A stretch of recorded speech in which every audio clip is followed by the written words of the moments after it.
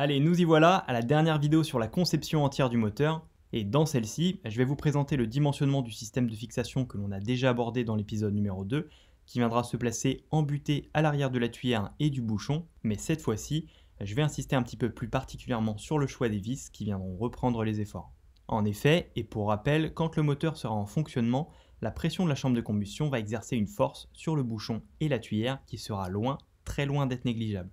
Elle peut être estimée par l'équation suivante, F est égal à P fois S, où F représente la force exercée par la pression de la chambre de combustion sur le bouchon ou la tuyère, P du coup la pression dans la chambre de combustion, et S la surface en contact avec la chambre de combustion d'une des deux pièces. Or, en regardant schématiquement, on se rend vite compte que dans le cas du bouchon, la surface en contact sera plus importante que celle de la tuyère, ce qui signifie qu'il subira un effort plus grand que cette dernière. De ce fait, c'est donc sur celui-ci que nous baserons nos calculs pour le dimensionnement de la visserie. Du coup, si on reprend nos données pour l'équation, on a dans le cas du bouchon un régime moteur max stabilisé et estimé P est égal à 85 bars, soit 85 fois 10 puissance 5 pascal, et S, la surface du bouchon, égale à 9,5 fois 10 puissance moins 3 mètres carrés.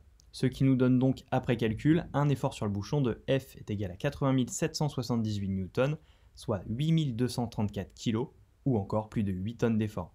Et ça, comme je l'ai dit, c'est simplement en régime moteur max stabilisé estimé. Donc si on veut que nos vis supportent cet effort facilement, il faudra encore prendre une valeur d'effort plus élevée pour leur dimensionnement. De ce fait, j'ai choisi comme ça de me placer à la Pmax élastique du tube, soit 133 bars de pression, vu dans l'épisode numéro 4, pour effectuer leur dimensionnement. Du coup, si on refait rapidement les calculs avec cette valeur, ça nous donne un effort de F est égal à 126 350 newtons, soit 12 880 kg, ou en gros 13 tonnes d'effort sur le bouchon.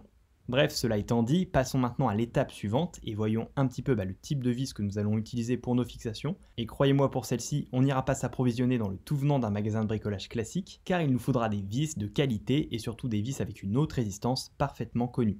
C'est pourquoi je me suis dirigé vers un site spécialisé, www.visseriefixation.fr, où il y en a d'autres, et que je me suis penché sur des vis en acier haute résistance 10.9 à tête fraisée, pour qu'elle soit noyée dans le fuselage de la fusée, dans le but d'obtenir un corps parfaitement lisse pour celle-ci. Donc maintenant que je sais le matériau et le type de vis que je vais utiliser, répondons à la problématique de base, combien devrais-je en disposer et de quel diamètre? Eh bien pour ça, il faut partir de la classe du matériau, à savoir un acier 10.9, ce qui signifie que la résistance max à la rupture en traction sera de 10 x 10 kg par mm², soit 100 kg par mm², et que la résistance élastique max du matériau toujours en traction sera de 0,9 x 100, soit 90 kg par mm².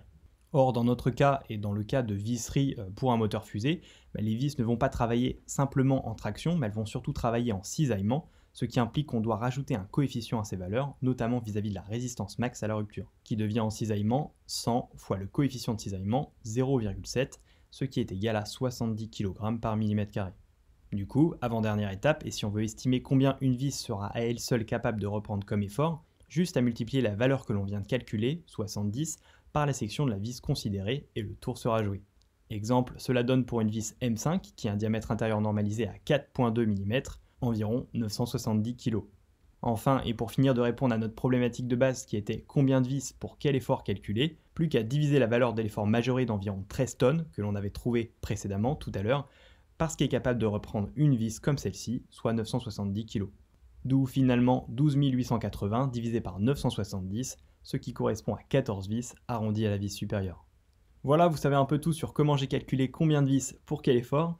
Ma con finale sera de 14 vis, comme l'exemple que je viens de vous présenter, de diamètre M5. D'ailleurs, pourquoi j'ai pas utilisé des vis plus grosses? Tout simplement parce qu'après j'aurais peur qu'il y ait une contrainte trop importante en bout de tube et que ce soit le tube qui lâche et non les vis.